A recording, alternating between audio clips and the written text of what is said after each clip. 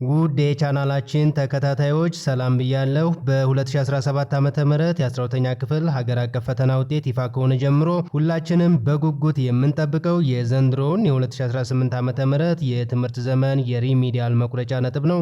በተለይ የትምህርት ሚኒስትሩ በዚህ ዓመት በሪሚዲያል ወደ ግቢ ለመግባት የማለፊያ ነጥቡ ከ40 እስከ 50% ሊሆን እንደሚችል ውይይት እየተደረገበት እንደሚገኝ መናገራቸውን ተከትሎ እስካሁን ድረስ በጣም በርካታ ተማሪዎች እየተወዛገቡ ይገኛሉ ማለት ነው። ይሁን እንጂ እስካሁን ድረስም የሪሚዲያል መቁረጫ ነጥቡ አልተወሰነም።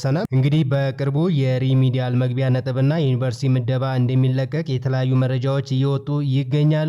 የእነዚህ መረጃዎች ትክክለኛነት አጣርተን ከሰዓታት በኋላ ሌላ አጭር ቪዲዮ የምንለቅላችሁናል። ቪዲዮውን ስንለቅ ወዲያውኑ ማስታወቂያ እንደርሳችሁ የምትፈልጉ ይህን ቪዲዮ ላይክ እና ሰብስክራይብ ማድረግ አትርሱ። እንግዲህ ትላንት ሁላችሁም እንደሰማችሁት በቀጥታ ከትምህርት ሚኒስቴር በኩል የዘንድሮ የፍሬሽማን ማለፊያ ውጤት ከ300 ወደ 297 ዝቅ እንዲል መደረጉ አዲስ የወጣ በጣም አስደሳች የሆነ መረጃ ነበር። ነገር ግን አሁንም ውጤታቸው 297 ያልደረሰላቸው ተማሪዎች ዘንድሮ በፍሬሽማን ወደ ግቢ የሚገቡት ተማሪዎች ቁጥር ከጨመረ በሪሚዲያል ለመግባት የሚያስፈልገው የማለፊያ ነጥብ ከፍ ሊል ይችላል ወይ ብላችሁ ኮሜንት ላይ ጠይቃችሁን ነበር። ይህንም በሚመለከት ማወቅ ያለባችሁን ወሳኝ መረጃ በዚህ ቪዲዮ የምነግራችሁ ስለሆነ እስከ መጨረሻው እንድትከታተሉ ጋብዛለሁ። እንግዲህ ይህ መረጃ ከዚህ ላይ እንደምታዩት በመስከረም 20 ቀን 2018 ዓ.ም በሚኒስትሩ በፕሮፌሰር ብርሃኑ ነጋ ተፈርሞ ለሁሉም ዩኒቨርሲቲዎች የተላለፈ ይፋዊ ሰነድ ነው። እንግዲህ ደብዳቤው እንደሚገልጸው የትምህርት ሚኒስቴር ባደረገው ግምገማ መሰረት በ2017 ዓ.ም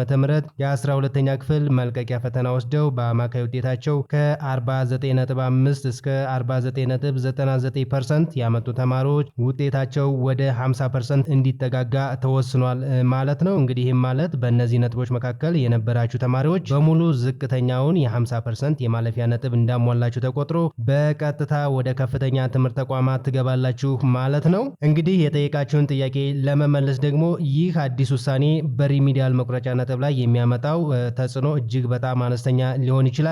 ነገር ግን ብዙ ተማሪዎች እንደሚሰጉት የሪሚዲያል መቁረጫ ነጥቡን ከፍ ሊያደርገው አይችልም ማለት ነው። ምክንያቱም ደግሞ ግልጽ ነው። የሪሚዲያል መቁረጫ ነጥብ በዋናነት የሚወሰነው በቀጥታ ፍሬሽማን መግባት ባልቻሉ ተማሪዎች ቁጥር፣ እነሱ ባመጡት አማካይ ውጤት እንዲሁም ደግሞ በዩኒቨርሲቲዎች ሪሚዲያል ተማሪዎችን ተቀብሎ የማስተማር አቅምና የተለያዩ ፋሲሊቲዎቻቸው ላይ ይሆናል ማለት ነው። ነገር ግን በፍሬሽማን ወደ ግቢ በሚገቡ ተማሪዎች ብዛት ሊወሰን አይችልም ማለት ነው። በእርግጥ ይህ አዲስ ውሳኔ በቀጥታ የሚያልፉ ተማሪዎችን ቁጥር ይጨምራል። ነገር ግን አሁንም የሪሚዲያል ፕሮግራምን ለመቀላቀል የሚጠባበቁ እጅግ በጣም ብዙ ተማሪዎች አሉ። የሪሚዲያል ምደባ የሚሰራው ደግሞ በቀጥታ ካላለፉት ተማሪዎች መካከል ከፍተኛ ወይም ደግሞ የተሻለ ውጤት ያመጡትን ተማሪዎች በዩኒቨርሲቲዎች የመቀበል አቅም ልክ በመውሰድ ይሆናል ማለት ነው። ስለዚህ ምንም እንኳን የተወሰኑ ተማሪዎች ወደ ፍሬሽማን ቢሸጋገሩም ከኋላቸው ያሉትና ለሪሚዲያል የሚወዳደሩት ተማሪዎች ቁጥር አሁንም በጣም ከፍተኛ ስለሆነ የመቁረጫ ነጥቡ ላይ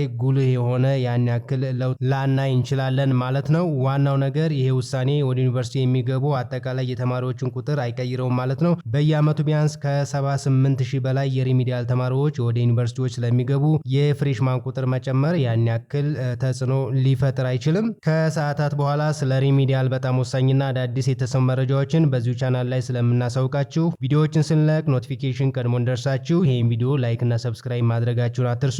ስለ ዘንድሮ ሪሚዲያል የግድ መስማት ያለባችሁን ጠቃሚ መረጃ በኮሜንት ላይ የማስቀምጥላችሁ ይሆናል። አሁን ገብታችሁ ማየት ትችላላችሁ። መልካም ጊዜ